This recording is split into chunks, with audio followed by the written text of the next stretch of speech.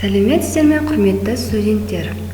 Бүгін біз техникалық механика пәнінің кезекті сабағы ауырлық центрі сабағын өтетін боламыз. Бүгінгі біздің жалпы сабағымыздың жоспарына келетін болсақ, біз ауырлық центрі тақырыбында бірінші ауырлық центрі жайлы және де жазық қималардың статикалық моменттері, сонымен қатар симметрия жазықтығы деген үш ұғым жайлы айтатын боламыз. Бүгінгі біздің сабағымыздың мақсаты жалпы ауырлық центрі деген ұғымымен таныстырып және симметриялың жазықтығы жайлы мәлімет беру болып табылады. Күтілетін нәтиже: студенттер осы лекциядан соң ауырлық центрі, симметриялық жазықтық, параллель күштердің центрі сияқты ұғымдар жайлы ақпарат бере алады.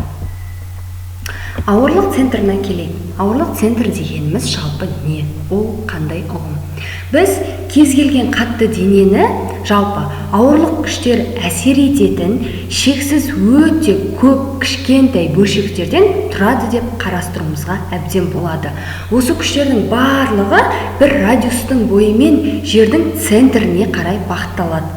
Техникада кездесетін денелердің өлшемдері ол көбінесе жердің радиусына қатысты әлде қайда кішкентай шама болып табылады.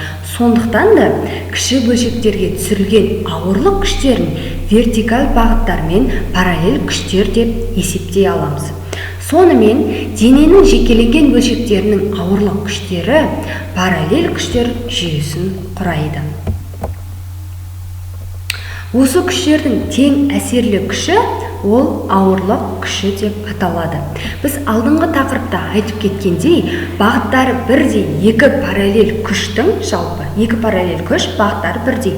Тең әсерлі күштің шамасы берілген күштердің модульдеріне қосындысына тең және де осы күштерге параллель және де бір бағытта болады. Ал оның әсер сызығы берілген екі күштің түсу нүктелерін қосатын кесіндіні осы күштердің модульдеріне кері пропорционал болатындай етіп екі бөлікке іштей бөлетін нүктеден өтеді. Яғни бұл 15-ші бірінші суретте қарастырылған. Дене бөлшектерінің ауырлық күштерінен құралған параллель күштер жүйесінің центрін біз дененің ауырлық центр деп атаймыз. Бұны қалай түсінеміз?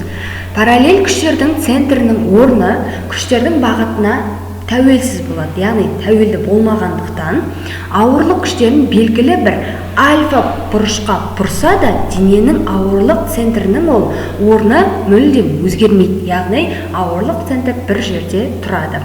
Егер осы параллель күштердің арасында кейбіреулерінің бағыттары бір-біріне қарама-қарсы, бір-біріне қайшы болатын болса, олардың таңбалары әртүрлі болып табылады. Яғни біреу минус, біреу плюс болуы мүмкін.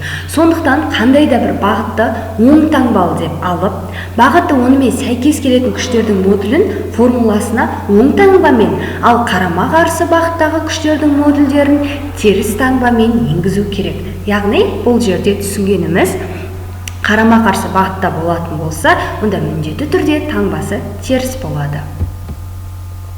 Симметрия жазықтығы ұғымы. Симметрия жазықтығы дегеніміз не? Жалпы ол денені жазықтықтың бір жағында жататын материалдық нүктеге, екінші жағында оған массасы сәйкесетін нүкте болатындай етіп бөлетін жалпы жазықтықты айтамыз. Яғни бөліп екі жаққа бөліп тастайтын жазықтықта біз симметрия жазықтығы деп атаймыз. Сонымен қатар бұл жазықтық осы нүктелерді қосатын сызыққа перпендикуляр болып келеді және де оны дәл қақ ортасынан бөледі. Осының негізінде түзу сызықтың кесіндінің ауырлық центрі оның міндетті түрде ортасында орналасады. Жазық симметрия фигураның біртекті жұқа пластинаның ауырлық центрі фигураны тең екі бөліктерге бөлетін сызық бойына, яғни симметрия осіне жатады. Бір сөзбен айтқанда, фигураны екі тең бөліктерге бөлетін сызық бойында болып табылады. Осы ұғымдар бойынша, ауырлық центрі, симметрия жазықтығы сияқты ұғымдары бойынша сіздерге берілетін тапсырмалар.